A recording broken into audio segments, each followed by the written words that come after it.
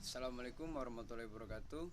Perkenalkan, nama saya Asrofur Reza Putra dengan NIM 18720505105. Saya dari Fakultas Ilmu Pendidikan, Prodi Pendidikan Ekonomi. Di sini saya akan memaparkan sebuah materi mengenai pengertian tentang penilaian, fungsi penilaian dalam pembelajaran, kedudukan tes, pengukuran asesmen, dan evaluasi. Tugas ini saya buat untuk memenuhi syarat UTS pada mata kuliah evaluasi pembelajaran. Oke.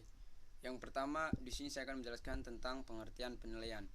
Jadi penilaian menurut Permendikbud nomor 23 tahun 2016 adalah proses pengumpulan dan pengolahan informasi untuk mengukur pencapaian hasil belajar peserta didik. Proses tersebut dilakukan melalui berbagai teknik penilaian, menggunakan berbagai instrumen, dan berasal dari berbagai sumber agar lebih komprehensif. Penilaian harus dilakukan secara efektif, oleh sebab itu pengumpulan informasi yang akan digunakan untuk mengukur pencapaian hasil belajar peserta didik harus lengkap dan akurat agar dihasilkan keputusan yang tepat. Nah, pengumpulan informasi pencapaian hasil belajar peserta didik ini membutuhkan teknik dan instrumen penilaian, serta prosedur analisis sesuai dengan karakteristik penilaian masing-masing. Nah, di kurikulum 2013 merupakan kurikulum berbasis kompetensi dengan KD sebagai kompetensi minimal yang harus dicapai oleh peserta didik.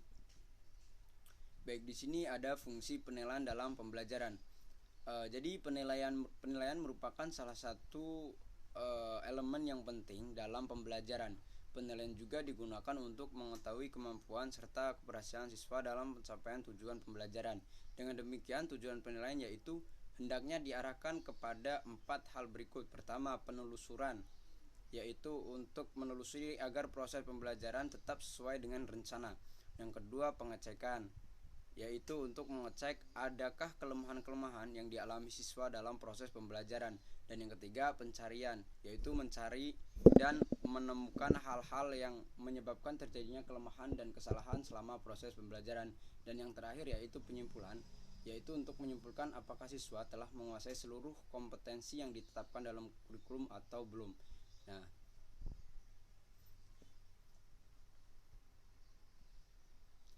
di sini saya akan menjelaskan tes. Jadi tes berasal dari bahasa Latin, yaitu testum yang berarti alat untuk mengukur tanah. Dalam bahasa Prancis kuno, kata tes berarti ukuran yang dipergunakan untuk membedakan antara emas dengan perak serta logam lainnya. Nah, menurut Anne Anastasi tahun 1976 dalam bukunya Pseudo-Logical Testing mengatakan bahwa tes pada dasarnya merupakan suatu pengukuran yang objektif dan standar yang terhadap sampel perilaku.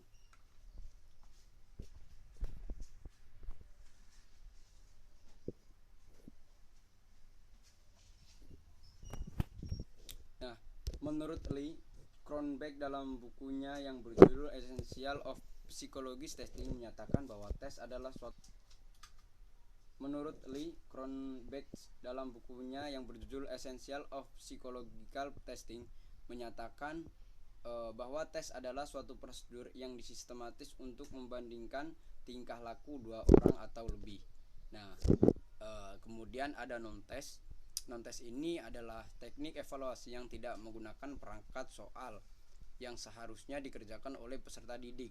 Nah, teknik-teknik non-tes juga menempati kedudukan yang penting dalam rangka evaluasi hasil belajar. Lebih-lebih evaluasi belajar ini yang berhubungan dengan kondisi kejiwaan peserta didik, seperti persepsinya terhadap mata pelajaran tertentu, persepsinya terhadap guru, minatnya, bakatnya, tingkah laku atau sikapnya, dan sebagainya. Kemudian di sini saya akan menjelaskan tentang assessment of learning